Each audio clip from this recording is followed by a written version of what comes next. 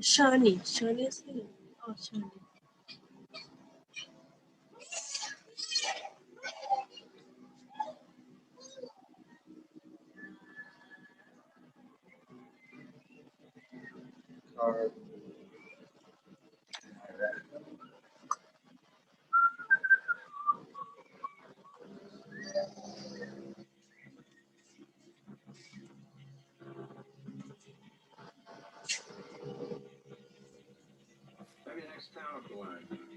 Oi, gente.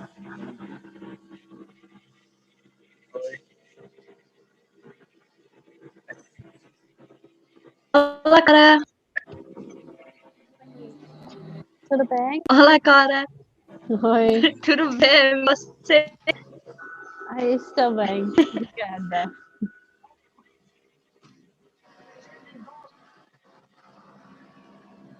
All the English speakers are here. Olá! Olá! Tudo bem, gente? Cara. Muito bem. Estou bem.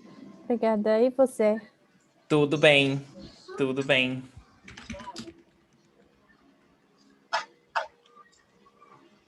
E aí, Tomek? Oi, Shani. Joia. Olá.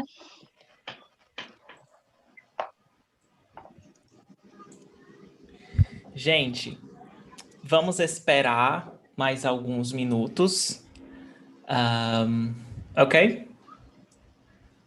Sure. Como vocês estão?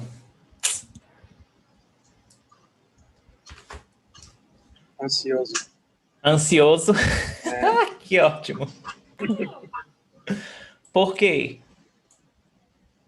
Porque ontem o Canadá vai entrar no lockdown. Pelo menos um mês. Pelo menos um mês? Um mês. Uau. Para agora. Mas sim. Todo mundo sabe que isso não vai terminar em um mês. Isso Sim. vai continuar para muitos anos. Sim, também acho. Então, a gente não pode voltar. Vamos continuar aqui. Eita. Então, sem previsão para voltar. Yes. That's terrible. How's Joey, Cara? Ele está bem, mas ele ainda está acordado. Ah, sim. Assistindo dinossauros? Não. Nós estamos assistindo a, não sei, fogo, alguma coisa da Montanha Mágica. Montanha Mágica, certo. Sim, sim. Mas ele deveria dormindo agora. Deveria estar dormindo. Sim. Sim. São que horas agora? Normalmente... aqui? Sim. 8 horas. 8 horas. 8, sim. É. Ótimo. Então, vamos ver. Algumas pessoas chegando.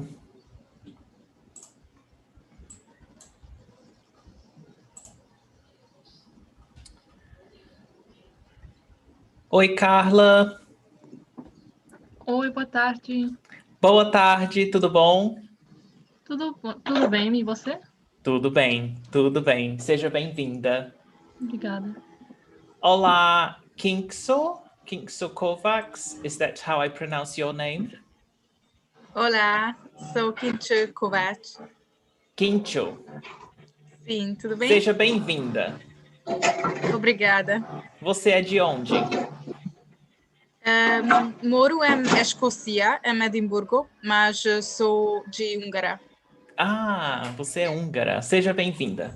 Ótimo. Ótimo. Oi, Mônica. Tudo bom? Tudo bem. Você é de onde? Where are you from? Wisconsin. Wisconsin. Okay, welcome, welcome. Oi, linda. Oi! Como você tá? Ainda trabalho. 5 minutos. Certo. No worries, no worries. Oi, Eldred, can you hear me?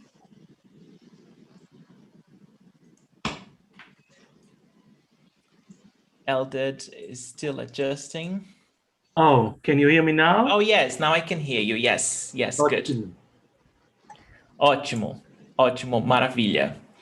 Let's wait a little bit more and then we get started. Then I'll give you all the instructions, how it's going to work and everything. So let me see.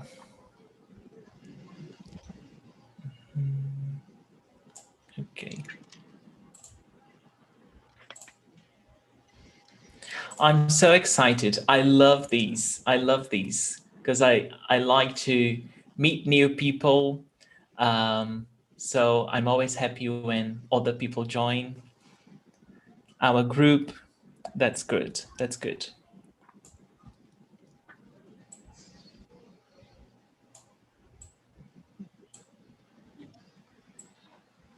Okay.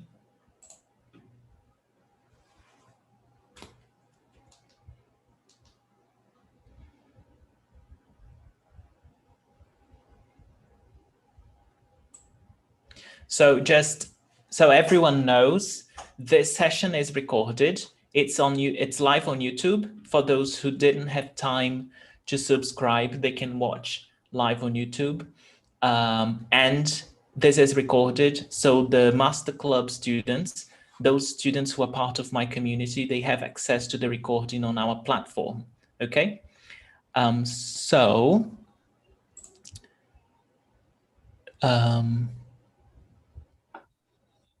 Okay. Let me get this recording. Okay.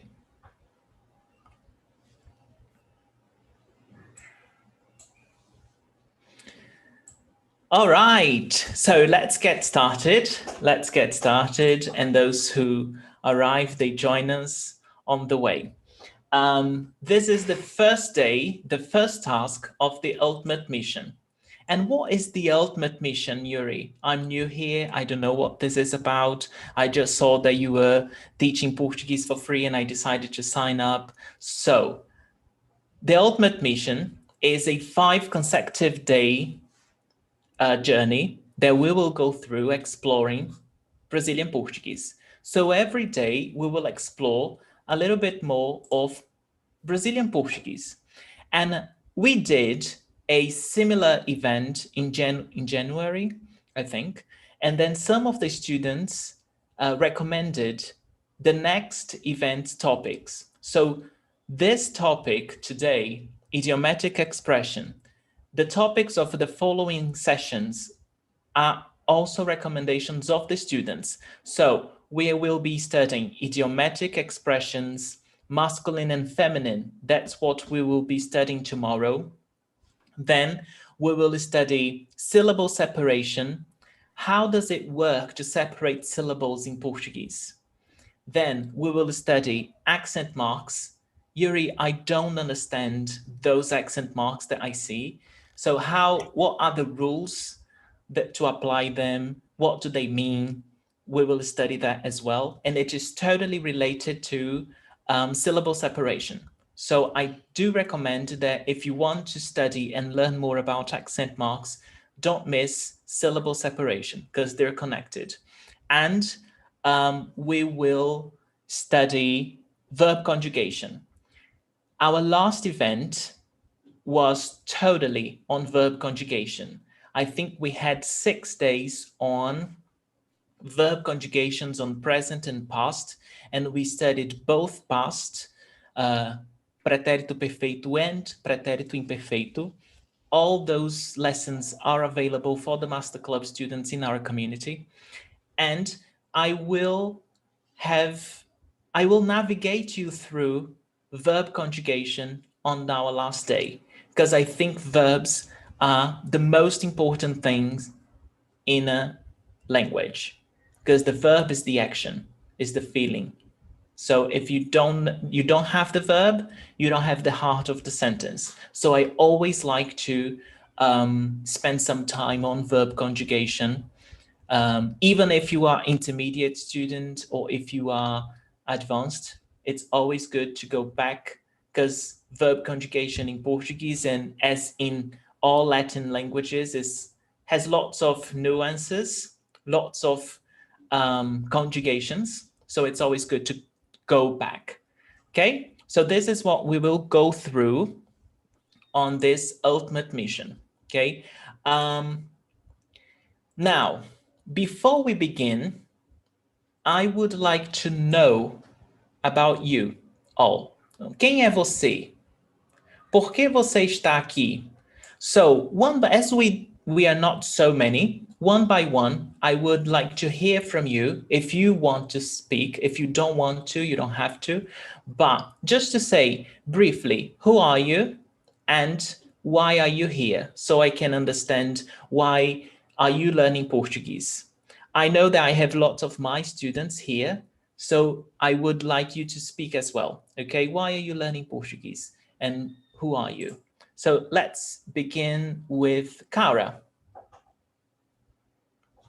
Sim, oi, gente. Eu sou Cara, da Inglaterra, e eu estou aprendendo português porque eu amei essa língua, e isso é joy. Eu filo. Sim. Ok, Cara. Ok, muito obrigado. Shani. Olá! Eu sou Shani. Eu sou em Inglaterra. Inglesa. Inglesa. It's been a while since I've had to introduce myself. E estou estudando português porque eu acho que português é uma bonita língua. E dia eu espero ser fluente. Essa é minha irmã, se chama Amberly. Ok. Momento. Rápido! Oi, Amberly. Say olá! Olá! Ótimo. Maravilha, Shani, muito obrigado. Tomek. Olá, gente. Meu nome é Tomek. Eu nasci na Polônia e moro no Canadá, mas agora eu estou no Brasil desde dezembro. Estou aprendendo português porque a minha esposa é brasileira e eu quero falar com a família dela, com os pais dela, com outros parentes dela. E também a gente planeja um dia, talvez, morar no Brasil. Ótimo, ótimo. Obrigado, Tomek. Carla. Oi, boa tarde. Eu sou Carla, eu sou mexicana e eu estou aprendendo português porque gosto muito da língua e também porque eu gostaria de conhecer o Brasil algum dia. Ótimo, ótimo. Obrigado, Carla. Quinto. Olá, gente. Sou Kincha, da Hungria, e eu gosto da língua portuguesa muito porque eu danço samba, Brazilian samba, e estou a aprender mais sobre a cultura brasileira. É muito interessante para mim. Muito bom, muito bom. Maravilha, Quinto. Maravilha. Obrigada. Linda. Eu sou Linda. Eu moro em Baltimore, Maryland. Eu quero estudar português para poder viajar para o Brasil. Ótimo, maravilha, maravilha, linda. Mônica. Hola, mi nombre es Mónica, dos Estados Unidos. Hablo español, pero no Sí. portugués. No portugués, and I might be going to Brazil next year for work. So I would love to Good. just communicate a little bit with everyone. Ótimo, ótimo. Well, good, good. Obrigada. You're in the right place, Mônica. Eldad. Eu sou Eldad, sou de Israel e amo muito português. Ótimo. Ótimo, obrigado, Eldad. Christian, quem é você e por que você está aqui? Não te escuto, Christian. Agora. Sim, agora sim. Oi, meu nome é Christian. Eu Uhum. sou da Colômbia, mas moro no Porto Rico. Sim. E estou aprendendo português porque eu gosto muito da língua. Sempre gostei. Ótimo. Acho muito lindo, sim. Maravilha. Perfeito. Muito obrigado, gente. Muito obrigado por vir a essa aula. This session will be led in Portuguese, or in English, okay, because we've got different levels, but we will go in English and sometimes I will speak Portuguese. We will work today on idiomatic expressions, so let's carry on. Now, quem sou eu? Now I know who you are, but who am I? Some of you already know me. Some of you don't know me, have never seen me before. So my name is Yuri Paz. I am Brazilian. I live in Fortaleza, Ceará, in the northeast region of Brazil. I am a certified teacher. I've got my degree at university as an English and Portuguese teacher. I've been teaching for more than 10 years. This is what I love to do. I love teaching so much. And I quit my other job last month to focus entirely on teaching Portuguese. I've taught in China. I have experience teaching in China and in Thailand. And now I'm back in Brazil and teaching the whole world online. This is what I love to do. This is what I spend my free time on. So whenever I'm not teaching, when I'm not on a lesson, I am preparing a lesson because this is what I like to do. You know, I like to come up with ideas and videos and exercises and all these kind of things so my students can speak Portuguese well, right? And where are we going? So those students who are with me since January, they know that we are on a space quest. And what space quest is it? So on the internet, there are so much content to learn Portuguese, so much. And sometimes people get lost. They just consume lots of information, lots of content, and then they just feel that they cannot progress. They get lost on a loop that they study, but they don't seem to progress. So my goal is to get all the students on a spaceship, which is the Master Club. And on the spaceship, I will navigate you through the content you need to know according to your level to master Portuguese. So you can speak Portuguese well, so you can practice. I focus very much on practice. So my students know that I like them to record audio. I like them to record videos. I like them to practice on our conversation club. So this is what I focus on. And then that's why I love traveling. I love journeys. I love adventures. So I wanted to take my course on an adventure. That's why I came up with a space quest. That's why I came up with the ultimate mission, So every lesson, I don't call it a lesson, I call it a mission. So we've got a mission and we've got an objective and we've got a task to complete. And today, our task is to learn 10 very much used idiomatic expressions in Portuguese. These 10 you will hear daily in Brazil. Everyone says these idiomatic expressions. But before we begin, how does it work? So in January, we had a portal. What is this portal? We had this conjugation challenge. So as I told you before, we worked on conjugation for 6 days. Then we had the pronunciation world.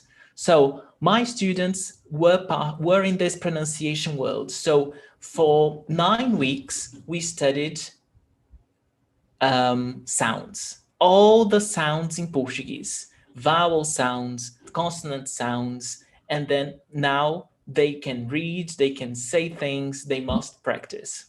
And then this is the ultimate mission, the next portal. Portal to what, Yuri? What is coming next?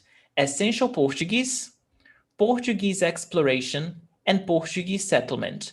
This is the path that you will take to reach Portuguese fluency. And Essential Portuguese is the course for total beginners that we will begin mid-April. The course for total beginners. Portuguese exploration for those who've got an idea on Portuguese, basic level, lower intermediate, and Portuguese settlement is for those who are upper intermediate advanced, okay? So there will be 3 lessons every week, and this goes for my students as well.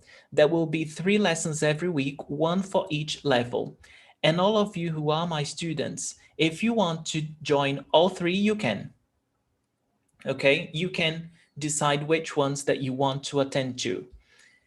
Bearing in mind that Portuguese settlement will be entirely in Portuguese. No English will be used here because it's for the upper intermediate advanced level. Portuguese exploration, basic level, and lower intermediate. It will be mixed, Portuguese and English, mostly in Portuguese and then English to help. And then Essential Portuguese, it will be led entirely in English, okay? So this is what we will go on from now on, okay? And then we will reach Portuguese fluency. This is what we will do on the next step of the Master Club, okay? But we're here to talk about idiomatic expressions. Orbiting idiomatic expressions. Orbitando, oops, this is misspelled. It should be a D here. Orbitando expressões idiomáticas. So, o que são expressões idiomáticas? Expressões idiomáticas são um tipo de linguagem informal que tem um significado diferente daquele expresso pelas palavras da expressão, certo? So, idiomatic expressions are type of an informal language that have a meaning different from the meaning of the words in the expression. Do you know any idiomatic expression in Portuguese? Does anyone know any idiomatic expression in Portuguese? Let's see if you can guess the ones that we will talk about. Those who've got a more idea of Portuguese, can you guess? Can you name an idiomatic expression in Portuguese? Do you know? Como, Tomek? Pagar pato. Pagar o pato. Outra. Sim. Olha só. Olha só. O que mais? Bato o papo. Como, Shani? Bato o papo. Bater um papo. Ok. Sim, sim. Ótimo. O que mais? Chutar o balute. Não entendi. Chutar o balde or something like that. Chutar o balde. Sim. Sim, correto. Any other? Fazer vaquinha. Fazer uma vaquinha. Pra caramba.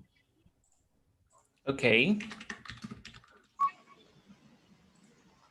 I don't know if this is actually one, but pegar ranço de alguém.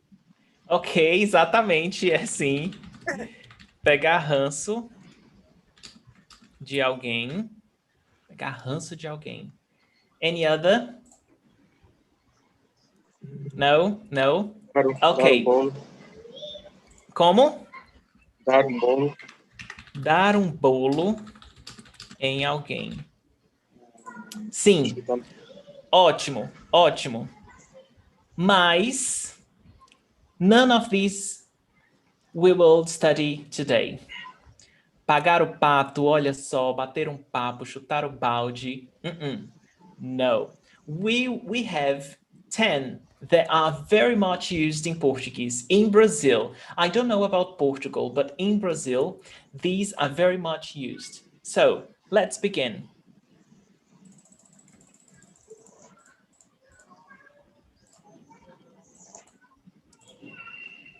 Acertar na mosca. Acertar na mosca. What does acertar na mosca mean? The literal translation, to hit the fly. You know the fly, the insect? And then if you hit the fly, you are like so right. Your guess is so right. To hit the nail on the head, that would be the equivalent in English. Okay, acertar na mosca. Exemplo. Master Portuguese é o curso de português ideal para você. Você acertou na mosca. So, Master Portuguese is the right course for you. You got it right. You chose it well. Você acertou na mosca. And you see that acertar is a verb. So, we've got to conjugate accordingly. So, acertar, primeira conjugação. It ends in AR. So, acertou. Você acertou na mosca. Outro exemplo. Eu ganhei na loteria. Eu acertei os números na mosca. So, I got the numbers right. I guessed the numbers right. The numbers of the lottery. Okay? Acertar na mosca. Have you ever heard this idiomatic expression before? No. No? It's very much used, very, very much used. So when you're talking to a Brazilian, it may come out in the conversation. Acertou na mosca. For example, you ask me, Yuri, what are you going to do after the class? And then I say, and then you guess. Well, let's see. What do you think I will do as soon as we finish this lesson? Any ideas? Sonecar. Sleep. Sleep. Acertou na mosca. That's right. That's right. Que horas são I daqui? know. Hã? Que horas Aqui, são? aqui são 4:30 da tarde. Yeah. But my students Mas não know... muito tarde. Não é. Kincho, my students know that I work so much, and then after each lesson is when I get relieved and I go to sleep. Because sometimes I work throughout the night, and then because I get all the preparation, so they know that after the lesson I go to sleep. So, acertou na mosca. You guessed it right. Okay? So, we will do an exercise. We will do two exercises today. So, write this information down because you will need it later. Okay? Alguma pergunta? Any questions? Sim. Diga. Sempre em passado? No. No. Mostly, it is past. Most of the times it is used in the past because you already guessed, but it can be in the future. For example, Shani, vamos ver se você vai acertar na mosca. And then I say something. So let's see if you will guess right. You see? So it can be in any tense. But most of the times you have already guessed, so it will be in the past. Certo, obrigada. Certo? Ótimo.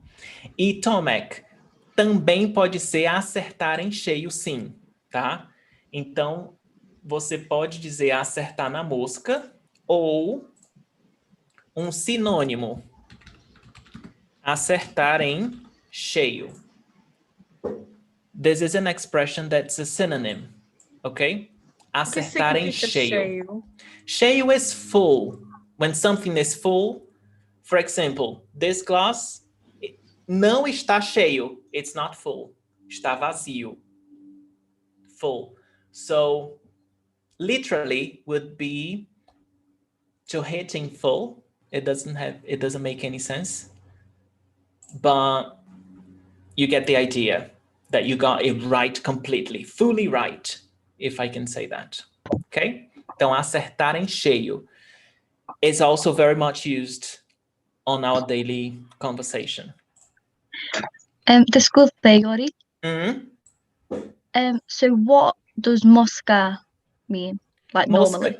Mosca is a fly, is the insect. Okay. Is a fly. Ok? Sim. Mosca. Ótimo. Alguma pergunta? Não? Então, acertar na mosca. Próxima. Segunda expressão. Quebrar o galho. Quebrar o galho. Literal translation, to break the branch. You know when you have the branch of a tree? Galho is that. Meaning, to do someone a small favor. Okay? Então, quebrar o galho. I use this almost every day. Like, especially with my boyfriend at home, I always ask him to quebrar o galho para mim. To do me a favor when I can't do something. Então, por exemplo, Yuri, eu não posso assistir às aulas ao vivo. Se você gravar as aulas, vai quebrar o galho. Yuri, I can't watch the lessons live. If you record them, you will do me a favor. Because I can watch later. Então, você vai quebrar o galho. And here, quebrar is the verb. Quebrar is the verb to break. Certo? To break. And quebrar anything. I can quebrar este copo. To break the glass. Certo? Então, quebrar. Quebrar a perna. To break my leg. Quebrar. Certo? Outro exemplo. Você está ocupado com o trabalho e não precisa lavar a louça. Eu quebro o teu galho dessa vez. You're busy with work and you don't have to wash the dishes. Eu quebro o teu galho dessa vez. I can help you out this time. I can do you a favor this time. This time, dessa vez. Not always. This time. So, this is quebrar o galho. It's not something that you do all the time. It's just like once or twice, you know? Quebrar o galho. Only dessa vez. Only this time. Okay? Então, so if you want someone to help you out with something, you can, oh, você pode quebrar meu galho? Por favor. Can you break my branch this time? It would be the literal translation. Okay? Galho in the sense of a problem. The idea of a problem. Can you break my problem? Can you solve my problem? Can you help me out? Linda. So how would you ask just in general? Like a lot of times we will start a sentence with, can you do me a favor? Yes. So does that syntax work with this? And if so, how? So it would be like this.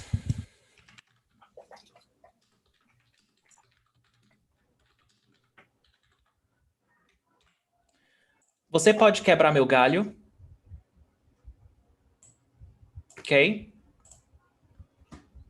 Você pode quebrar meu galho? Then you say what it is before. So, Linda, I can't translate. Let's suppose that you speak Portuguese fluently, and then I will translate something, but I can't. And I say, Linda, can you translate this for me? Você pode quebrar meu galho? Então, você pode quebrar meu galho? Can you do this for me, please? Eu não quero, não posso. Yeah. You understand? Sim. Okay. Okay, everyone. Alguma pergunta? Yes. So Naida. could I respond? Eu quebro teu galho dessa vez? Like, I'm going to do you the favor this time. Exato. Correto. Correto. Eu quebro teu galho dessa vez. Got it. Da próxima vez, não, não, não. Certo? Corretíssimo, Naida. Well done. Muito bem. Mônica, everything all right? Ótimo. Quinto, all good? Ótimo. Vamos lá. Terceira expressão. Encher linguiça. Encher linguiça. I used to hear this a lot when I was at school. Literal translation, to stuff a sausage. What does it mean? To talk on and on without saying anything. You know those people that talk too much? Like they talk and talk and talk, but it doesn't make any sense. They don't say anything. So, encher linguiça. Encher is a verb. Encher is like to stuff and to fill. So, for example, encher o copo. To fill the glass with water. Encher o copo de água. Okay? Encher linguiça. Linguiça sausage. Exemplo, Yuri. Yuri, eu não posso... Oops, I didn't write this. Oh, God. Então, I didn't do the example. Encher linguiça, por exemplo. Let me write it here. Text. Let me write this here.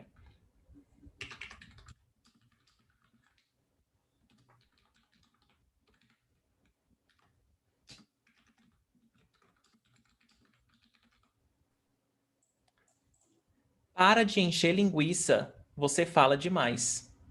You speak too much. Stop saying things that are not important. You know? Just be objective. Don't say things that are not important. Para de encher linguiça. I remember when I was at school and we had to write compositions, you know, like in Portuguese, 30 lines, 4 paragraphs, and all these things. And then the ideas we would run out of ideas. And then that's when we began enchendo linguiça, saying things that would not add anything to the text, but just to get to 30 lines, you know? So the teacher would always say, não encha linguiça, não encha linguiça. Okay, so don't say things that are not important. All the things must matter. Ela está enchendo linguiça. Linda. So we would say, ela está enchendo linguiça. Meaning, she's speaking too much, she's talking too much, and she's not saying anything. It's just blah, blah, blah, blah, blah. Ok? Encher linguiça. Alguma pergunta? Sim. Ótimo. Quando uma pessoa fica falando besteiras também? Isso, exatamente. Quando uma pessoa fala besteira, né? Enchendo linguiça, you know? Usually when you are on discussing your relationship with your partner, and then you're just tired of listening to that nonsense. And then you just say, para de encher linguiça. Go, you know, like, that's the, that's the idea. Alguma pergunta? Yes. Neither. So is anyone actually using this term outside of like is anyone actually using this to say stuffing a sausage? I don't know. Is that like a Brazilian practice? Like, is it possible that someone is talking about No. linguiça otherwise? Like, no. this term. Unless it was a cooking show and they were actually stuffing a sausage. No, I've never heard that in the literal way. I've never heard that in the literal meaning, encher linguiça. No, I've never heard that. But you don't watch cooking shows though, do you? Yes. So you know that I hate cooking. So maybe they use this way, but no, not in the normal situation, daily life. That's not how it means. So if you hear encher linguiça, if it's not related to cooking, it will probably have this meaning, neither. Got it. Okay? Próxima. 4. Cara de pau. Cara de pau means literally wooden face. And it means a shameless, arrogant person. Por exemplo, a Liz é muito cara de pau. So you see that this is an adjective, okay? This is not a verb anymore. A Liz é muito cara de pau. Ela disse que ia me chamar para ir para a praia e não me chamou. So, meaning, Liz is a shameless person. In the sense that a liar, it can be also a liar. Liz is a liar. She said that she was going to invite me to the beach and she didn't. So, cara de pau. She promised something and she didn't do it. Okay? Outro exemplo. Ele me traiu e falou para todo mundo que ainda me ama. Ele é muito cara de pau. So, he cheated me and he told everyone that he still loves me. Ele é muito cara de pau. He's a shameless, arrogant person. Okay? So, this is also used a lot, especially when someone lies, when someone is arrogant, when someone is shameless, always in this sense. So it's not a positive expression. It brings a negative idea. Okay? Cara de pau. Ah, ele é muito cara de pau. Você conhece alguém cara de pau? Do you know anyone who is cara de pau in your life? Does anyone know anyone who is cara de pau? Muitas pessoas.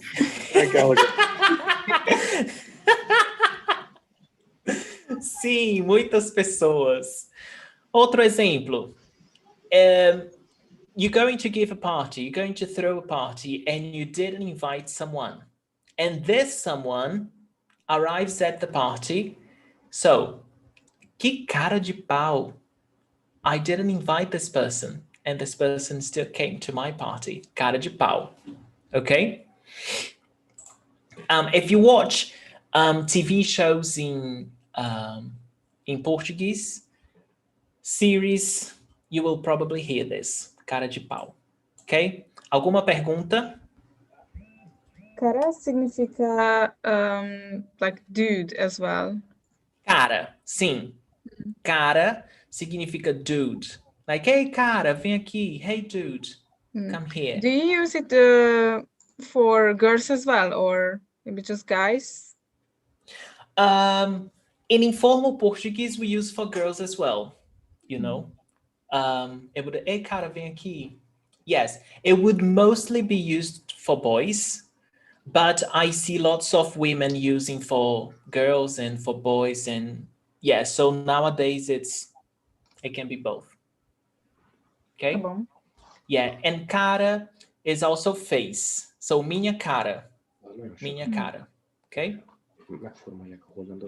Good. Any other question?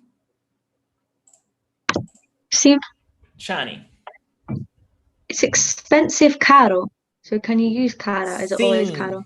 isso. Cara também pode ser expensive. In what sense? When it's feminine. So we have caro, por exemplo, o carro é caro. Masculine, the car is expensive. E, let's say, a viagem é cara. The trip is expensive. Então, masculino e feminino. Cara. Ok? Sim, também. What is the difference in pronunciation between that and bread? Bread. Pão. Ah, Pão. pau e pão. So, pau, no nasal. It's not nasal sound. Ow, ow, pau. And pão, bread, it's nasal. Ão, pão. Então, pau, pão. Okay, so pau is like a wood stick. Pau. Vou pegar o pau. We say this a lot in the Northeast when you want to get a stick on the floor or a stick or a branch that we can say galho. We can also say pau. Pegar o pau, then to get this wood, this piece of wood, this stick, you know. So, pau e pão. Say it, Shani. Pau e pão. Pau e pão. Pau, au. Pau, pão. Isso, isso. Ok? Alguma outra pergunta? Continuando. What was the second one again? Pão? Pão, that's bread. Certo? 5. Chutar o pau da barraca. So you see pau again here. Chutar o pau da barraca. I love this one. Literally, is to kick the tent pole. So you got a tent, the pole of a tent, and then you just kick it, and then it falls onto the ground. So the equivalent in English would be to throw in the towel. Chutar is to kick. Então, chutar a bola, to kick the ball. Chutar a bola. Então, chutar o pau da barraca. Exemplo, eu acreditei muito no Brasil, mas agora eu já chutei o pau da barraca. Meaning, I believed so much in Brazil, in the country, but now eu já chutei o pau da barraca. It means that I gave up. I don't believe in it anymore. It's just like, I don't see good things happening in the near future. I just, you got the meaning? Eu já chutei o pau da barraca. It's just like, I don't think this is going to work. Outro exemplo. Barraca? What is barraca? Barraca is a tent. Ah, okay. Okay? Barraca is a tent. And outro exemplo. Se eu perder a paciência, eu chuto o pau da barraca e falo toda a verdade. Another meaning of chutar o pau da barraca is when you lose patience. So, if I lose my patience, I will chutar o pau da barraca and I say the whole truth. You know? I will just say the whole truth. Vou chutar o pau da barraca. I will tell everyone what they need to know. I won't hide anything else. And then here, chutar as a verb. Então, eu chutei, it means past. Eu chuto, present. Is it clear? Chutar o pau da barraca. So, my brother apparently has temper issues. Can I say, Mia, irmão chutou da barraca. Minha irmã chutou o barraca. Like he lost his temper. Yes. Oh, okay. Yes. Like how do you use it in the present? Like is losing their temper. But then this expression would not work well in the gerund. Está chutando o pau da barraca. We wouldn't say that. We would say chutou ou vai chutar ou chuta in the idea of future, you know? We would never say eu estou chutando o pau da barraca, because if you said so, it would sound very literal. It wouldn't sound as an expression. It would sound for us as you are literally like kicking the tent pole, you know? So we wouldn't use it in the gerund form. Okay, okay, Naida. I can imagine someone doing that. Yes. So, alguma pergunta? Tudo certo? Segunda example é when you get angry. So, like, chuto o pau da barraca e falo toda a verdade. So, like, in a meaning that you are pissed off with something and you just tell everyone to, like. Yes, that's right. That's right. Because so imagine this, if I lose my patience, you know, if I lose my temper, eu chuto o pau da barraca, it means that nothing will hold me back anymore. I will say the whole truth, you know? So I'm very pissed off. And then it's just like, imagine if... like giving up self-control. Yes, yes. So imagine if someone kicked the tent pole to get it down. The person would be very pissed off, right? Very, so this is the idea. Chutar o pau da barraca. So the literal translation brings us the idea of what it means. Like to be very pissed off and then just don't hold back anymore. Okay. Just because the first example for me, it's giving me the expression of like being disappointed or chutei o pau, so being disappointed in a country. Yes, because it has two meanings. But not anger. The first one is to give up. The first meaning is when you give up on something. So I gave up on Brazil, on believing that it would improve more and more. In the second, it means that you're very pissed off and you are not going to hold back anymore on what you're going to do. So it's got two meanings. Tá bom, claro. Ok? Entendeu? Sim. Ótimo, ótimo, maravilha. Então, exercício. I will give you 2 minutes, 1 minute, just to link. 1, chutar o pau da barraca. What does it mean? A shameless, arrogant person, to talk a lot and say nothing, to help someone out, to get something right, to lose patience, to give up on something. So very briefly, just write the order of the numbers.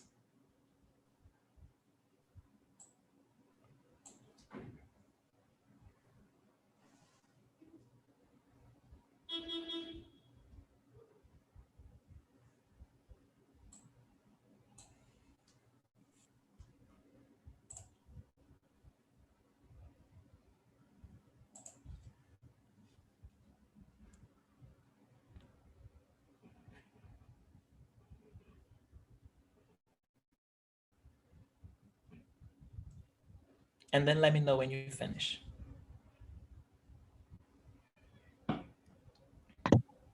Terminei. Ótimo. Ótimo.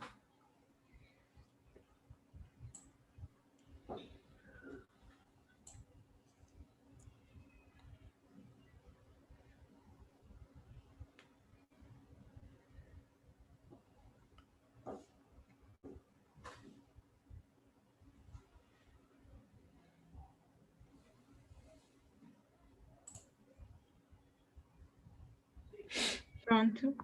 Ok.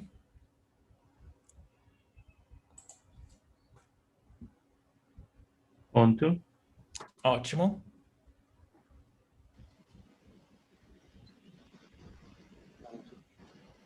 Okay, Monica, no worries. Okay.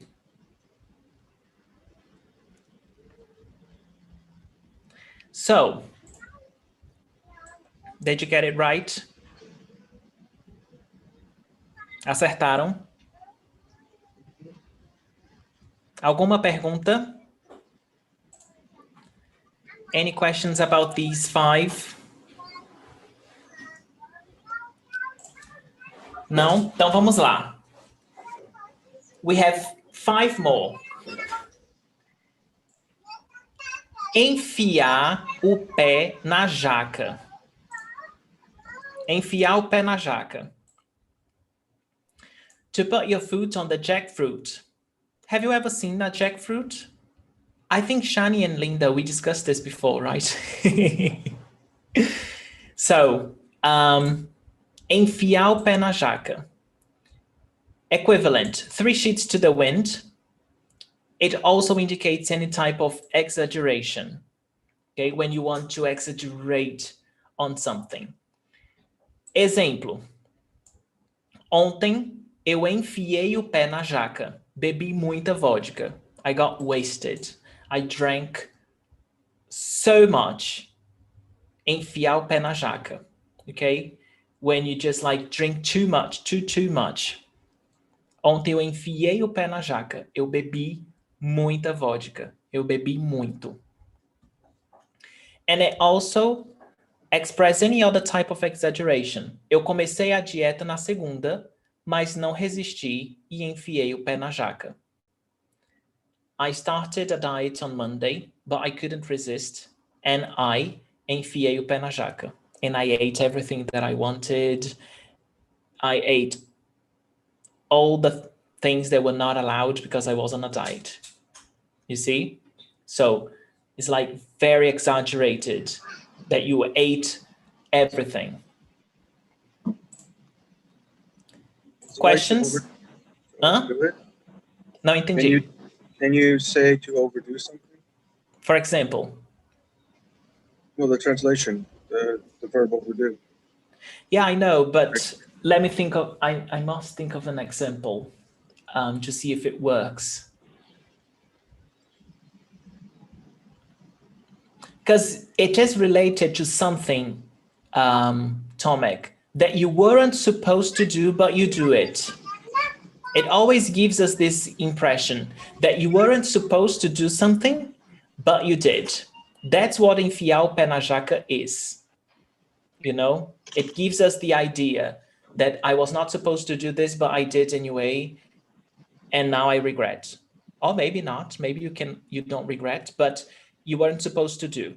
So, for example, here, ontem eu enfiei o pé na jaca, bebi muita vodka. I wasn't supposed to drink so much to get wasted, but I did anyway. Enfiei o pé na jaca. Going too far? So yes. Like I was supposed to be on a diet, but then I ate it, so I went too far. Yes, that's the idea. Yes.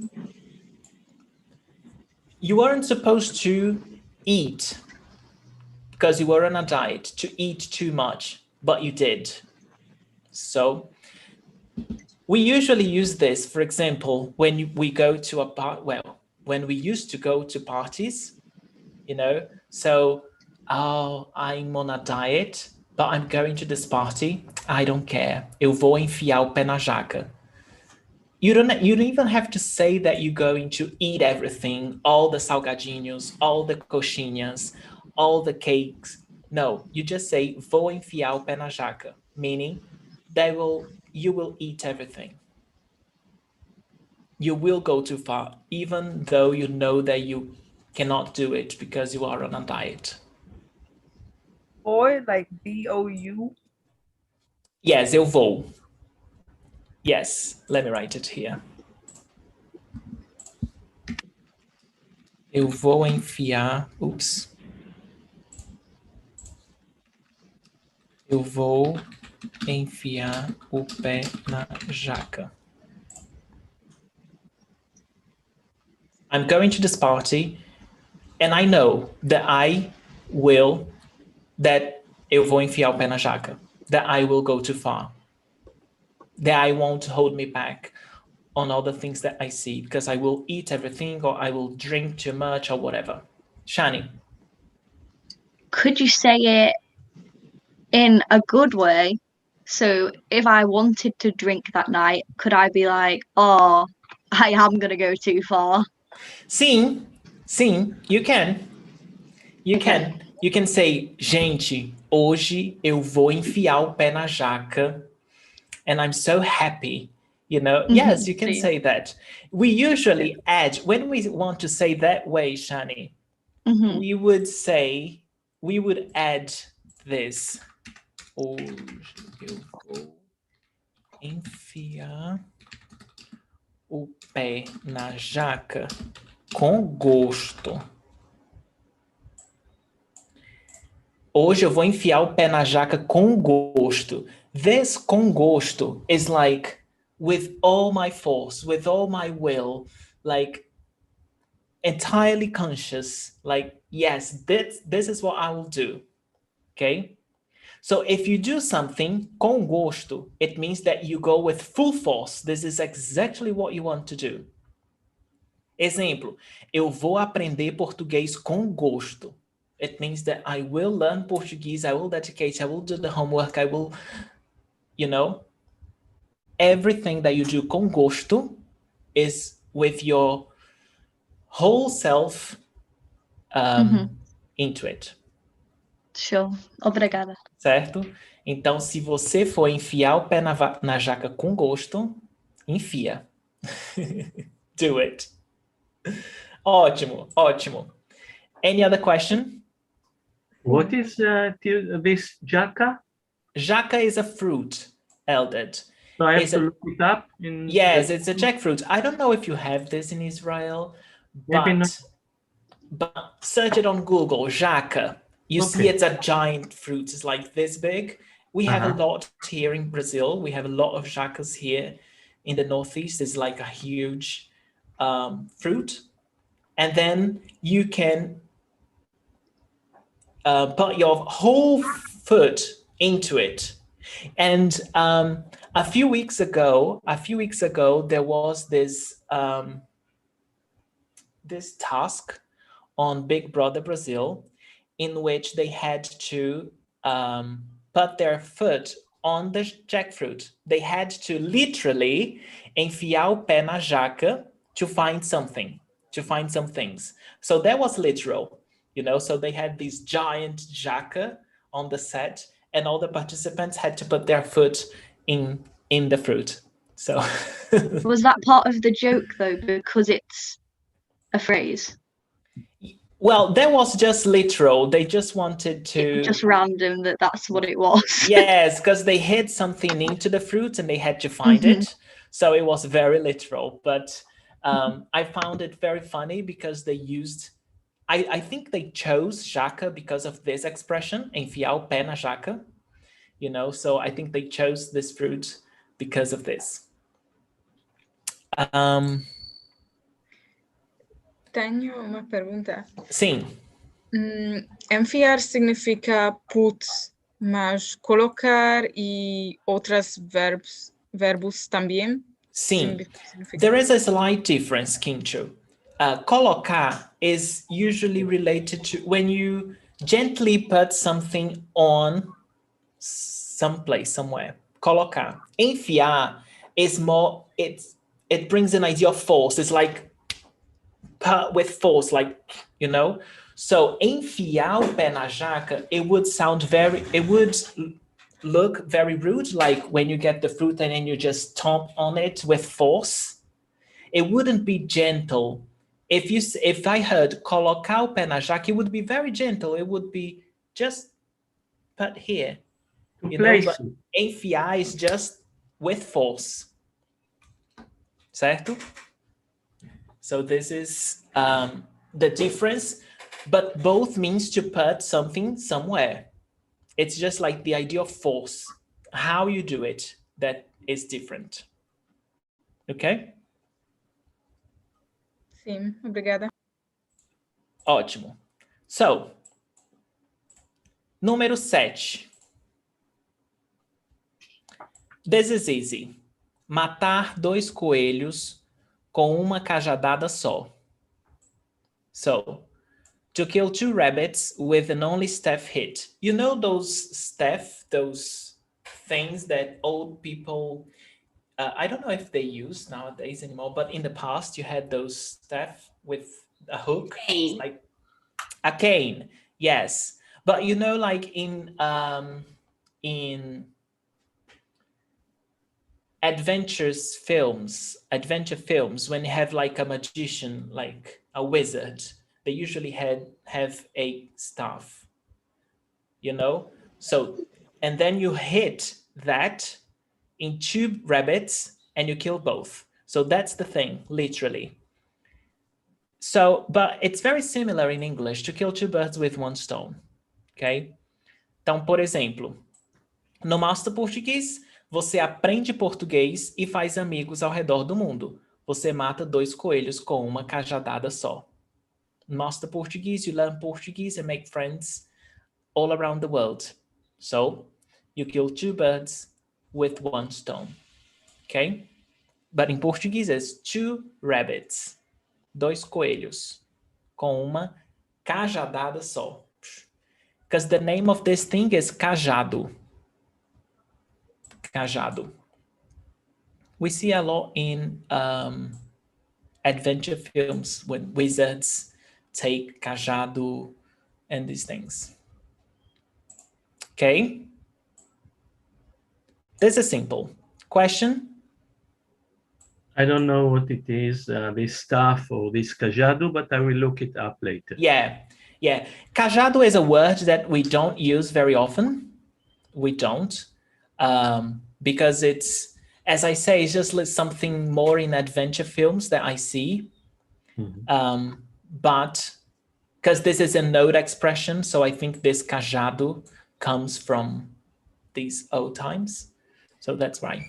And when you see shepherds with sheep and they have that big long staff with them sometimes. Yes. You grab the sheep with or poke the sheep with and things like that. That might be more the reference that's... Yes, that's a cajado, Linda. That is it. That's a cajado. Ok? Ótimo. 8. Fazer alguém de gato e sapato. Fazer alguém de gato e sapato.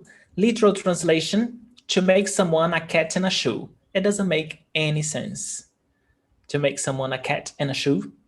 But it means to fool someone. To play with someone's emotions. Por exemplo, eu não faço ninguém de gato e sapato. Todos aprendem português e praticam bastante toda semana. Meaning, I don't fool anyone on Master Portuguese. Everyone learn Portuguese and practice every week. So to make someone fool or fool out of someone. Outro exemplo. Eles namoram, mas ele faz ela de gato e sapato. Ele não gosta dela. So they date. But ele faz ela de gato e sapato. He plays with her emotions. He doesn't like her. You see? So, to play with someone's emotions, fazer ela ou ele de gato e sapato. I have no idea why it's gato e sapato. Like, no idea why we say gato e sapato. But I find it very interesting. Fazer Maybe de because gato of e the sapato. rhyme. Maybe because of the rhyming. Maybe, yes. Fazer de gato e sapato. Alguma pergunta? Por exemplo, você conhece alguém que faz as outras pessoas de gato e sapato? Do you know anyone who fools other people? Who deceives other people? Who plays with other people's emotions? Você conhece alguém que faz outras pessoas de gato e sapato? Certo? Ótimo. 9. Ah, amigo da onça. Amigo da onça is a jaguar friend. Amigo da onça. This is not a positive thing to say. It's someone you cannot trust. Ok? Então, você tem algum amigo da onça? Is that friend that you cannot trust, that you say, you tell something, you tell a secret, and the other day everyone knows your secret, you know, like because your friend told your secret to everyone. Amigo da onça. You cannot trust. It's just like that friend that you say something and then you know that it will be everywhere. Ali sempre fala mal dele pelas costas. Ela é uma amiga da onça. So Liz always say bad things about him on his back, pelas costas. Ela é uma amiga da onça. So she's not a good friend. She cannot be trusted. Yes. Yes, cannot be trusted. So pelas costas is the same thing as behind your back in English? Yes. And you just say on your back. Yes, that's right. Falar pelas costas. To talk behind your back. Yes, falar pelas costas. So, amiga da onça. And then every Christmas, we have this game that's called Amigo da onça. You know, I think you may have a similar game in your countries, but it's typical. Every Christmas, all the group of friends, they play Amigo da onça. And how does it work? Everyone raffles like names, and then I have to buy someone a gift. But the gift is not a good gift. It's usually like something that's funny or that the person doesn't like or anything like that. And then you Secret Santa, that's how you call it. And then on the day, people have to guess who that person is, you know? So we call it Amigo da onça because it's a bad thing that you will give to the person. It's a bad gift, it's a bad present, it's not a good thing. So we call it Amigo da onça. Okay? Alguma pergunta? Okay, onça. Onça is like a jaguar, like a tiger, but not a tiger, it's like a jaguar. You know, like a leopard. A tiger is not a jaguar. I know, but they're in the same family. You know, they're all feline. So jaguar can be trusted. Sorry, I didn't hear anything. Tomek, you were first? Oh, Christian was saying something. Christian? Christian. Sí, no tengo otro sentido. Onça, la palabra onça.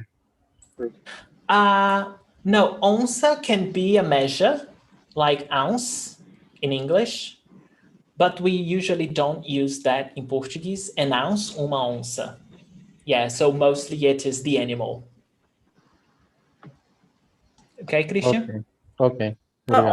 The only way I can make sense of this is the speed of a jaguar. And like, you can't trust a friend because whatever you say will readily and speedily go around. They're also killers. So they're predators.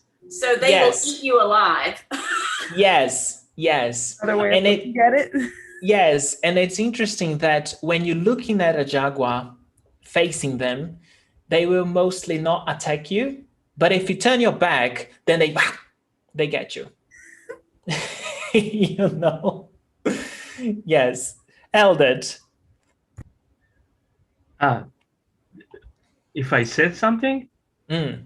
Yeah, you said something. Yes. Well, you just explained it. You cannot trust the jaguar because if you turn your back to it, then it will kill you. Okay. Yes. Yes. Okay. That's right. Ótimo. Então, amigo da onça. E 10. Não adianta chorar pelo leite derramado. This is very literal. I think it's the only expression I know that literally translates to English. to cry over the spilled milk. So não adianta, it means it's useless. It's useless to cry over the spilled milk. Okay? Meaning, it's not worth it to complain now because it's done. There is nothing you can do. Can you explain the word adianta? Não adianta. Não adianta is it's useless. There is nothing you can do. Não adianta. Adiantar, that's adiantar. No. Adiantar is another thing. Adiantar is to make something in advance. Não adianta is it's useless. Okay. There is nothing you can do. Yes. Okay. So if you tell me, Yuri, I must speak Portuguese fluently by tomorrow, I will say, Eldad, não adianta estudar porque não dá certo. It's useless. Não adianta to speak Portuguese fluently by tomorrow. You see? So, não adianta. Não adianta chorar, to cry, pelo leite derramado, over the spilled milk. Segunda-feira será a sua chance de entrar no Master Club. Se você perder essa oportunidade, não adianta chorar o leite derramado. Monday is your chance to join Master Club. If you miss this chance, don't cry over the spilled milk later. Meaning, after it's done, you cannot join anymore. After the last day of subscription ends, you cannot join anymore. It's done. Okay? So, I think this is one of the few that I find it that literally translates to English, to cry over the spilled milk, chorar pelo leite derramado, because usually they mean nothing. Shani? I don't know if I'm right, but I think in English, we don't really use it in a conditional way. So instead of saying, if you miss this chance, you'd wait until I came to you on Tuesday and said, I didn't sign up, Yuri, and you'd be like, well, don't cry over spilt milk. It's already happened now. I think we do it more as it's already happened. Just forget about it. There's nothing you can do. Yeah. It's a past tense kind of thing. Yeah. Interesting. So this is interesting because in Portuguese, it's not only past tense. It can be future. It can be future. So you can say, if you don't do this, não adianta chorar pelo leite derramado in the future. Is it kind of like it's your own fault, so don't be complaining about it? Yes. Okay. Like if your mom tells you to get out of that tree and you don't, and you fall out of it, and she says, don't come crying to me if you fall out of it. Yes. You would use that kind of expression, whereas we wouldn't say, don't cry over spilled milk until you fell out of the tree. Yes. No, that's the thing. Crying that you broke your arm now. It's too late. It's broken. Yes. And it also can be used for past things, you know? So, for example, you fell out of the tree. Não adianta chorar o leite derramado. You have already fallen. Você já caiu. So in the past, it's the same as ours. It's the same. Yes. The same expression. How do we, I'm trying to think of a positive expression, kind of like, it's kind of like what Shani was saying, like, don't worry about it. Like, it's spilled milk, like, get over it. It's like, sometimes it's almost like encouraging, kind of like. Yeah, it's like a comfort, isn't it? Yeah, it's kind of like comforting the person, like. Yeah, I don't think in Portuguese we have that same idea, you know, that it's encouraging. More like tough luck. Yes, if I heard that, it wouldn't sound that friendly. It would sound more of a, you know. I've never heard it in an encouraging way. It's mostly been you should have known better, quit your whining, suck it up. Yes, that's the idea in Portuguese, Linda. It's just like, you should know better, you know? So, não adianta chorar o leite derramado, pelo leite derramado. Okay? Alguma pergunta? Não? Então vamos lá. Exercício.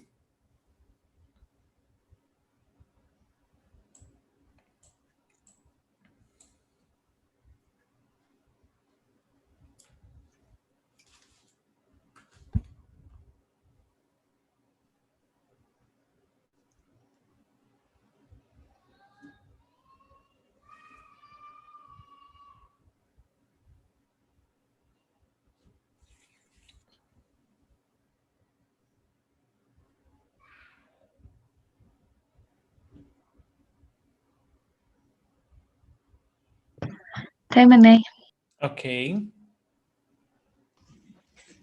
Também. Certo.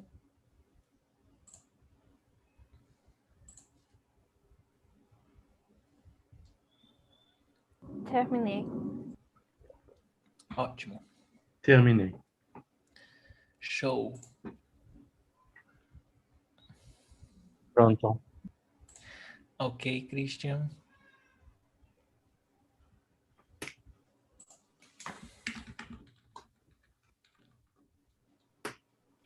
Pronto. Ótimo. Tudo certo? Todos terminaram?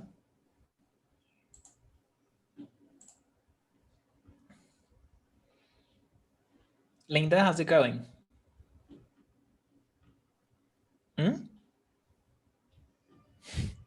Linda vanished. I vanished. I was just checking my notes and looking back and forth while we're... Oh, okay. So, let's check.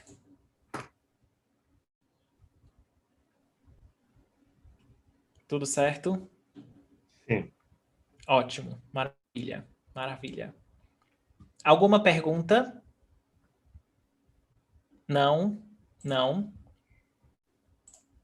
Então, amanhã, task 2, masculino e feminino. I know that lots of students struggle with masculine and feminine, and this is one of the things that students recommended in January. So we will practice a lot of masculine and feminine. How to identify masculine and feminine? We've got a general rule, but we know that we've got lots of exceptions as well. So we will practice. Learning masculine and feminine is practice. You must practice, and this is what we're going to do tomorrow. Okay, so wait. Yes. So I want to thank you all for joining me today. I'm very, very happy, very, very happy. I decided to do this idiomatic expression first because it's fun. It's something that is different, that you usually don't hear anyone teaching idiomatic expressions. You know, I really like to talk about this subject, and I hope that you learned something new today and put it into practice. Say them. When you have a conversation, try to include those idioms in your speech, you know, because if you don't practice, you will forget. Or in order to practice by yourself, create sentences using them. And you can ask me, Yuri, is it right? Yuri, can you see if this sentence is correct? Okay, I'm available. Is there anything that you would like to add? You all good? Great. Thank you so much. Muitíssimo obrigado, gente. See you tomorrow, okay? Same time. Muito obrigada. Tchau. Tchau. Tchau, tchau. Tchau, Hey, tchau. obrigado, gente.